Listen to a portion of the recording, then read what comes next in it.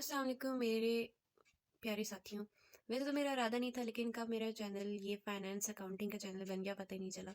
मैं ये काम और सिलसिला छोड़ना चाहती थी, लेकिन आज मेरे मेरे जैसी कुछ मिस्कीन मेरे साथियों ने मुझे बताया कि उनकी अकाउंटिंग और फाइनेंस मेरी इन वीडियोस पर बेस करती है और इनसे उन्हें बहुत ज़्यादा हेल्प मिलती है। तो फिर मुझे मजबूरन ये दोबारा से कंटिन्यू करना पड़ा। खैर, मुझे खुशी हो रही है कि आप लोगों को इससे हेल्प मिलती है। तो चलिए स्टार्ट करते हैं। अच्छा जी, हम लोग क्वेश्चन करने लगे हैं फंडामेंटल ऑफ कॉर्पोरेट फाइनेंस का chapter number 3 working with financial statements पढ़े। उसके क्वेश्चन कुछ मैं आप लोगों को करवाऊंगी इधर। तो पहले स्टार्ट करते हैं क्वेश्चन नंबर 12 से, पेज नंबर 85।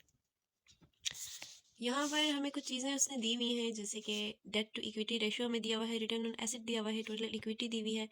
बट वो ये कह रहा है कि आप equity multiplier and return on equity plus net income find करें। नीचे उन्होंने हमें बैलेंस शीट दी हुई है और इसी बैलेंस शीट से बाकी क्वेश्चंस भी सॉल्व होते हैं। तो यहाँ पर हम लोग पहले क्या करते हैं कि हम लोग डेटा लिख लेते हैं जो जो चीज़ें हमें गिवन है। अच्छा जी, यहाँ पर आप लोग देख सकते हैं मैंने जो जो डेटा गिवन था वो इधर लिख लिया। ये डी डिवाइडेड बाई ई क्या है, ये देखिए हमें दिया हुआ है डेट टू इक्विटी रेशियो, तो वो मैंने यहाँ पर लिख लिया।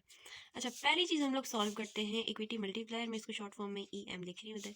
इसका एक और फॉर्मूला ये होता है 1 plus debt to equity ratio, equity multiplier का। तो सिंपल यहाँ पर जब आप वैल्यू पुट करेंगे 1 प्लस 0.80, ठीक है, ये देखिए यहाँ से वैल्यू पुट कर दी तो हमारे पास इक्विटी मल्टीप्लायर आ गया 1.80, राइट। अच्छा, दूसरी चीज़, अब यहाँ पर हमने रिटर्न ऑन इक्विटी फाइंड करना है। तो रिटर्न ऑन ROE का हमारे पास फॉर्मूला होता है net income divided by total equity. Equity को मैं ई से ही आगे लिखूंगी, तो आप ये देख लीजिएगा। लेकिन यहाँ पर आप लोग ये देखें कि हमें नेट इनकम इधर नहीं गिवन, जबकि यहाँ पर हमें टोटल इक्विटी गिवन है। लेकिन जब आप डेटा में देखेंगे तो हमें यहाँ पर ROA गिवन है। लेकिन हमने डिफरेंट 3 फैक्टर मॉडल में एक और हमने पढ़ा था फॉर्मूला कि रिटर्न ऑन इक्विटी का एक और फॉर्मूला होता है ROA multiply by equity multiply, ठीक है। ये फॉर्मूला हमें पढ़ा था net profit margin multiply by total asset turnover ratio multiply by equity multiply, ठीक है।